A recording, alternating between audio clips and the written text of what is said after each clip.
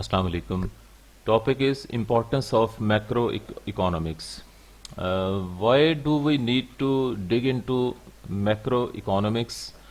The answer is macroeconomics is a vital concept that considers the whole nation and works for the welfare of the economy. Let us now find out its other significance. G us topic میں آئی will explain کہ what is the importance of macro economics. تو macro economics کو پڑھنے کی کیا significance ہے اور practically economy کے جو ڈفرینٹ ایشوز ہیں ان کو ریزالو کرنے میں یہ اپنا رول کیسے اور کہاں کہاں پہ پلے کرتی ہے. تو دیر آر 7 پوائنٹس، یہ آپ کے سامنے ہیں. تو یہ 7 پوائنٹس ہیں جو میکرو اکنامکس کی امپورٹنس کو ہائی لائٹ کرتے ہیں. ان میں فرسٹ آف آل ہے trade cycle analysis. Trade cycles کیا ہوتے ہیں؟ دنیا کی کوئی بھی اکانومی ہو وہ ڈفرینٹ جو ٹریڈ سائیکلز ہیں، ڈفرینٹ اکانومی کے فیسز ہیں، ان میں سے گزرتی ہے. کسی اکانومی میں یہ ٹریڈ سائیکلز کا ڈیوریشن، ان فیسز کا جو ڈیوریشن ہے وہ لینتھی ہوتا ہے، کسی اکانومی میں کم ہوتا ہے. یہ ٹریڈ سائیکلز جنرلی 4 طرح کے ہوتے ہیں. ان میں ڈپریشن، ریکوری، پراسپیرٹی اور بوم، کنٹریکشن اور ریسیشن.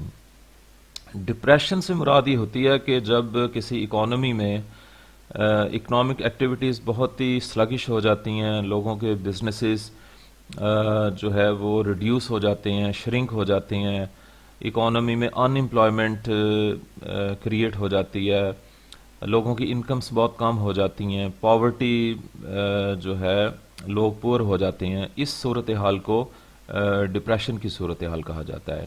اس کے اپوزٹ ایک فیز آتا ہے، اس کو پراسپیرٹی اور بوم کہا جاتا ہے. اس میں جو ہے وہ اکنامک ایکٹیویٹیز بہت ٹاپ پہ ہوتی ہیں اور ملک کے اندر اکنامک ایکٹیویٹیز، بزنسز بہت جو ہے وہ ایکسپینڈ کر رہے ہوتے ہیں اور میکسیمم لوگوں کو جابس جو ہے وہ ملی ہوئی ہوتی ہیں، لوگوں کی انکم زیادہ ہوتی ہیں، ملک کی نیشنل انکم بھی میکسیمم ہوتی ہے، ملک کی ایکسپورٹس بھی میکسیمم ہوتی ہیں. اس صورتحال کو پراسپیرٹی اور بوم کہا جاتا ہے. تو یہ جو ٹریڈ سائیکلز ہیں، میکرو اکنامکس جو ہے وہ ہائی لائٹ کرتی ہے کہ کسی اکانومی میں اب جو ہے وہ کون سا ٹریڈ سائیکل جو ہے وہ چل رہا ہے اور اس کے بعد کون سا جو ہے وہ فیز آنے والا ہے.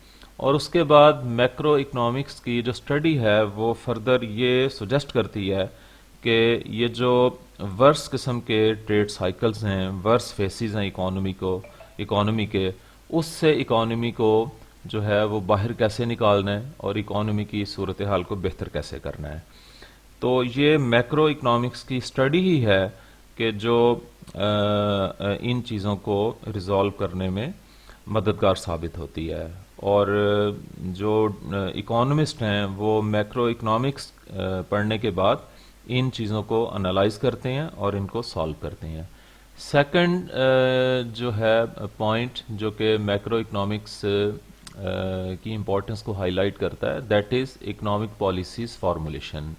جی اس کو یہ نیچے اس کی تفصیلات تھوڑی سی لکھی ہوئی ہیں. اکنامک پالیسیز جو ہیں ویسے تو اکانومی میں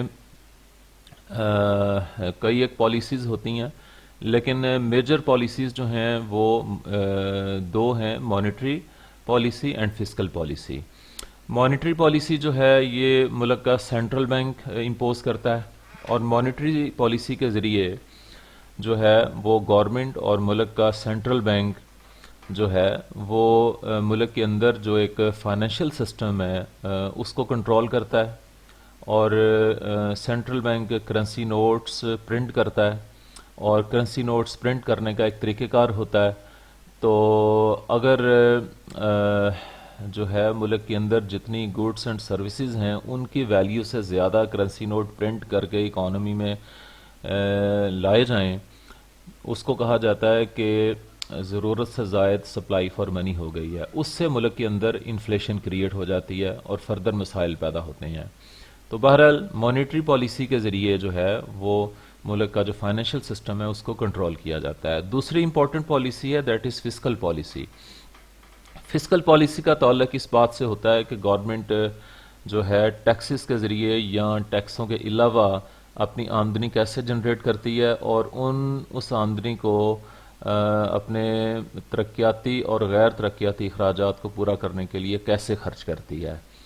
تو فسکل پالیسی کے ذریعے جو ہے وہ پورے ملک کی اکانومی جو ہے اس کو کنٹرول کیا جاتا ہے، اور یہ مانیٹری اور فسکل پالیسیز جو ہیں یہ میکرو اکنامکس کے دائرہ کار میں آتی ہیں، اور اس لحاظ سے بھی میکرو اکنامکس پڑھنے کی سگنیفیکنس اور امپورٹنس ہے۔ تھرڈ امپورٹنس کا پوائنٹ ہے downsizes the effect of inflation and deflation. جی، انفلیشن کو عام الفاظ میں مہنگائی کہا جاتا ہے۔ تو جب چیزوں کی قیمتیں ایک لمٹ سے انکریز کر جاتی ہیں تو اس کا نقصان ہوتا ہے، اور اس کا نقصان اسپیشلی جو فکسڈ انکم لوگ ہوتے ہیں ان کو ہوتا ہے، کنزیومرز کو ہوتا ہے۔ تو اس کے علاوہ اکانومی میں اور بھی جو ہے وہ ڈس ایڈوانٹیجز اکانومی کو فیس کرنے پڑتے ہیں۔ اس کے کنٹریری ایک ٹرم ہوتی ہے، اس کے اپوزٹ ایک ٹرم ہوتی ہے جس کو ڈفلیشن کہا جاتا ہے۔ اس میں یہ ہوتا ہے کہ جب چیزوں کی قیمتیں ایک لمٹ سے گر جاتی ہیں، کم ہو جاتی ہیں، اور یہ چیز بھی نقصان دہ ہوتی ہے۔ اور ڈفلیشن کا نقصان جو ہے وہ پروڈیوسرز کو ہوتا ہے، بزنس مین کو ہوتا ہے۔ جب ڈفلیشن ہوتی ہے تو جو پروڈیوسرز ہیں، مینوفیکچررز ہیں، سروسز دینے والے ادارے ہیں، تو ان کے پروفٹ مارجنز کم ہو جاتے ہیں۔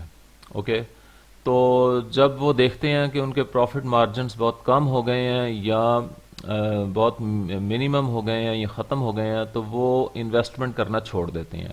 جب ملک کے اندر گوڈس اور سروسز سیکٹر میں انویسٹمنٹ نہیں ہوگی تو الٹیمیٹلی کیا ہوگا کہ ملک کی ایکسپورٹس بھی کم ہو جائیں گی، ملک کی نیشنل انکم بھی کم ہو جائے گی، ملک میں چیزوں کی جو ہے وہ شارٹیج ہو جائے گی، تو یہ چیز بھی نقصان دہ ہوتی ہے۔ تو اب ضرورت اس بات کی ہوتی ہے کہ ملک کے اندر انفلیشن بھی نہ ہو اور ڈفلیشن بھی نہ ہو۔ تو میکرو اکنامکس کی اسٹڈی جو ہے وہ سب سے پہلے اس چیز کو ہائی لائٹ کرتی ہے کہ ملک کے اندر کیا سچویشن ہے، آیا کہ انفلیشن ہے یا ڈفلیشن ہے، اگر انفلیشن ہے تو کتنے پرسنٹ ہے، ڈفلیشن ہے تو کتنے پرسنٹ ہے، اور اگر انفلیشن ایک لمٹ سے کراس کر رہی ہے یا ڈفلیشن ایک لمٹ سے کراس کر رہی ہے، تو ان کے یہ جو ایکسٹریم کیسز ہوتے ہیں ان کو ڈاؤن سائز کیا جاتا ہے، ان کو جو ہے وہ اسٹیبلائز کیا جاتا ہے۔ جی، نیکسٹ پوائنٹ ہے میکرو اکنامکس کی امپورٹنس کا، فیسیلیٹیٹس میٹیریل ویلفیئر۔ جی، کوئی بھی اکانومی ہو وہاں کی گورنمنٹ کا ایک پرائم آبجیکٹو یہ ہونا چاہیے کہ وہ اپنی اکانومی کو ایک ویلفیئر اکانومی بنائے، اپنے ملک کو ایک ویلفیئر اسٹیٹ بنائے، اور عوام کی ویلفیئر کے لیے پروجیکٹ سے شروع کرے، اور ایسی پالیسیز بنائے، ایسی اکانومی فارمولیٹ کرے کہ جو ایک لوگوں کی ویلفیئر میں اضافہ کرے۔ تو میکرو اکنامکس کی اسٹڈی اور میکرو اکنامکس کے دائرہ کار میں آنے والا علم جو ہے وہ بروئے کار لاتے ہوئے اکانومسٹ جو ہیں وہ ملک کے اندر ایسی پالیسیز بناتے ہیں جس کے ذریعے ملک کی اکانومی جو ہے وہ ویلفیئر اسٹیٹ کی طرف جاتی ہے۔ جی، نیکسٹ پوائنٹ ہے ریگولیٹ اکنامک سسٹم۔ جی، اس ٹائم پوری دنیا میں there are 196 recognised countries in the world in 2021۔ تو اس کے علاوہ کچھ ایسی اسٹیٹس بھی ہیں جن کو یو این او نے ریکوگنائز نہیں کیا ہوا۔ تو اس طریقے سے جو ہے ریکوگنائزڈ اور ان ریکوگنائزڈ اکانومیز تقریباً 220 سے زائد ہیں۔ تو ہر ملک میں ایک اکنامک سسٹم ہوتا ہے اور اس کو ریگولیٹ کیا جاتا ہے، اس کو رن کیا جاتا ہے، اور اس کے لیے ایک میکانزم ہوتا ہے، اور یہ جو سارا میکانزم اور طریقہ کار ہے، یہ میکرو اکنامکس کی اسٹڈی جو ہے وہ ہیلپ آؤٹ کرتی ہے کہ اکنامک سسٹم کو رن کیسے کیا جائے۔ نیکسٹ آ جائیں ریزالوز اکنامک ایشوز۔ جی، تو اکنامک ایشوز جو ہے وہ کوئی بھی ملک ہو، اکانومی ہو، with the passage of time جو ہے وہ اکنامک ایشوز جو ہیں وہ ایمرج ہوئے رہتے ہیں۔ کچھ نیگیٹو اکنامک ایشوز ہوتے ہیں جو اکانومی کے لیے ہارمفل ہوتے ہیں۔ فار ایگزامپل کسی ملک میں ایکسٹریم پاورٹی کریٹ ہو جاتی ہے، بجٹ ڈیفیسٹ کریٹ ہو جاتا ہے۔ بجٹ ڈیفیسٹ سے مراد یہ ہوتی ہے کہ گورنمنٹ کی آمدنی جو ہے وہ کم ہوتی ہے جبکہ اخراجات زیادہ ہوتے ہیں۔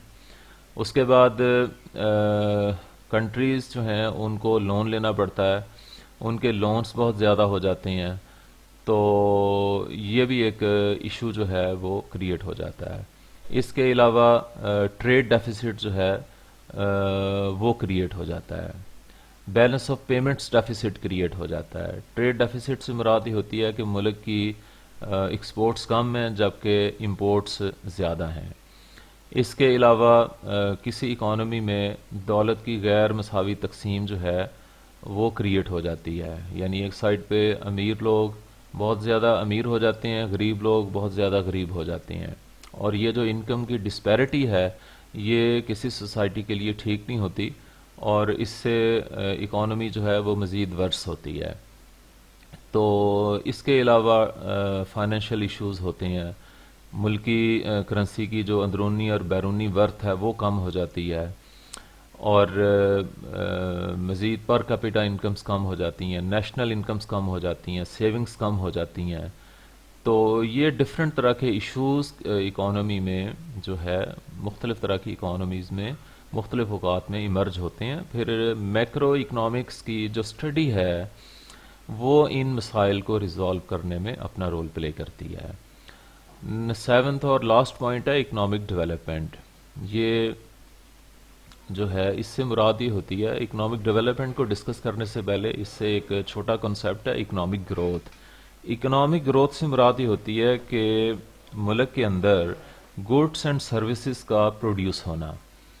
تو ہر آنے والے سال کے دوران دیکھا جاتا ہے کہ پچھلے سال کی نسبت ملک کے اندر کتنی جو ہے وہ گڈس اینڈ سروسز نئی پروڈیوس ہوئی ہیں، ان کی ویلیو میں کتنا اضافہ ہوا ہے، اس کو باقاعدہ انالائز کیا جاتا ہے کہ اکنامک گروتھ کتنے پرسنٹ ہوئی ہے، پلس ہوئی ہے، زیرو ہوئی ہے یا نیگیٹو میں ہوئی ہے۔